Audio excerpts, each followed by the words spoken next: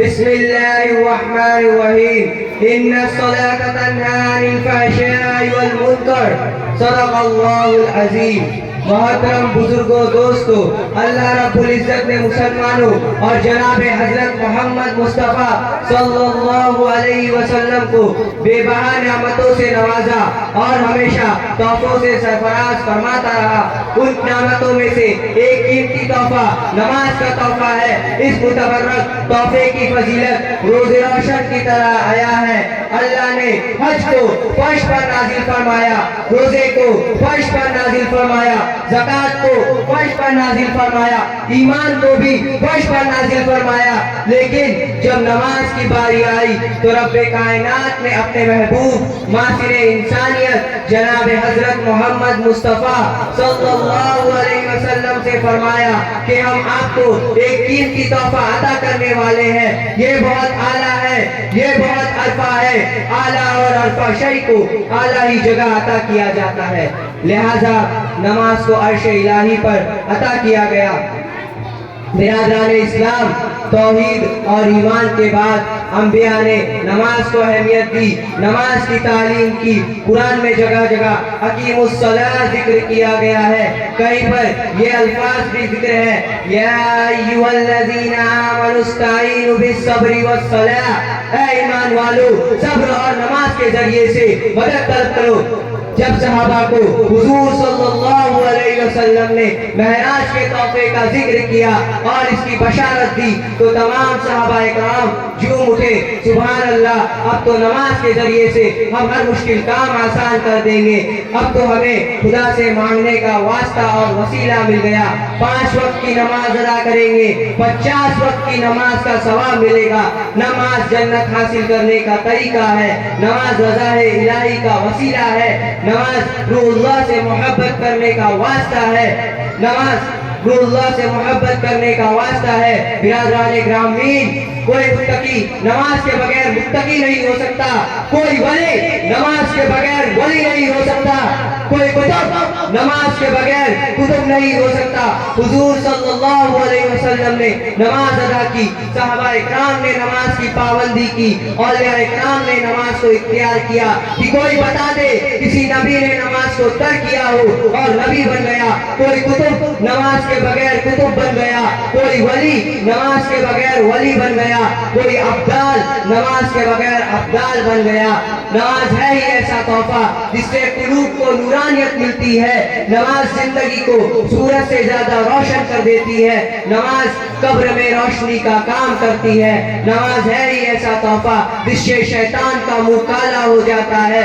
نماز ہے ہی ایسا تحفہ جس سے شیطان کا منہ کالا ہو جاتا ہے. میں بغیر حوالے کے بات ہی نہیں کرتا. مشکات شریف اٹھا لو، صفحہ نمبر 58 پر دیکھو، حضرت جابر رضی اللہ عنہ سے روایت ہے کہ نبی کریم صلی اللہ علیہ وسلم ارشاد فرمایا. اے وائر ہلایا رے، اے وائر ہلایا رے.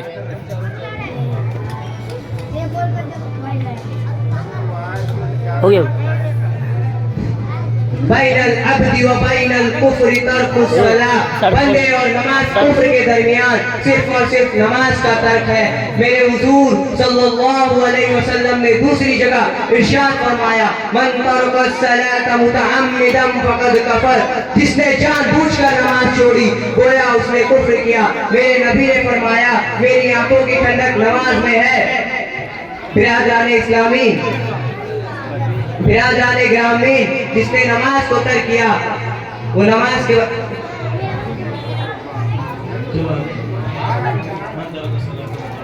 من ترک الصلاۃ متعمدا فقد کفر. جس نے جان بوجھ کر نماز چھوڑی گویا اس نے کفر کیا. میرے نبی نے فرمایا، میری آنکھوں کی ٹھنڈک نماز میں ہے. جب بندہ نماز ادا کرتا ہے تو اللہ تعالیٰ اپنے تمام انوار برکات کے ساتھ متوجہ ہوتے ہیں. کسی شاعر نے کہا، یہ ایک سجدہ جسے تو گرا سمجھتا ہے، یہ ایک سجدہ جسے تو گرا سمجھتا ہے، دیتا ہے ہزاروں سجدے، دیتا ہے ہزاروں سجدے سے آدمی کو نجات. قیامت کے دن سب سے پہلے نماز کا सवाल होगा, उस दिन कोई किसी का ना होगा, सब अपने अमाल के बकद्र पसीने में डूब रहे होंगे, हर शई नफ्सी नफ्सी पुकारेगी, उस वक्त सबसे पहले नमाज का सवाल होगा।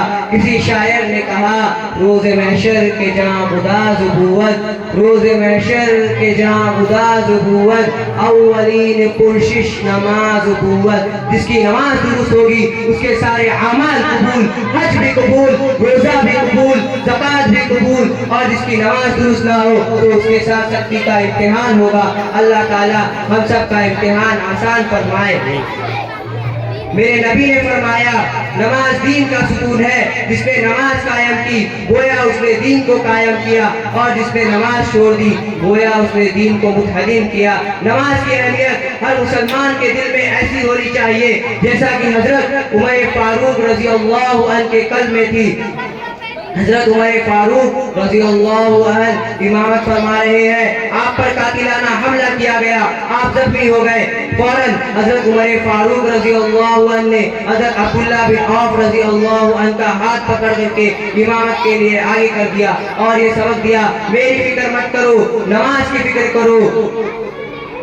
हजरत उमर फारूक रजी अल्लाह अन्हु का खून बहुत ज्यादा बह चुका था, जिसके बिना पर गशी तारी हो जाती। गशी के इलाज के बाद हजरत उमर फारूक रजी अल्लाह अन्हु से किसी ने कहा, नमाज का वक्त हो चुका है। हजरत उमर फारूक रजी अल्लाह अन्हु ने फरमाया, नमाज पढ़ना जरूरी है, जिसने नमाज छोड़ी उसका इस्लाम में कोई हिस्सा नहीं। हजरत उमर फारूक रजी अल्लाह अन्हु का दौर है, एक बुढ़िया का तेल जमीन पर गिर जाता है, वो दरबार अमीरुल मोमिनीन में हाजिर होती है और ये मुतालबा करती है कि जमीन ने मेरा तेल चूस लिया है।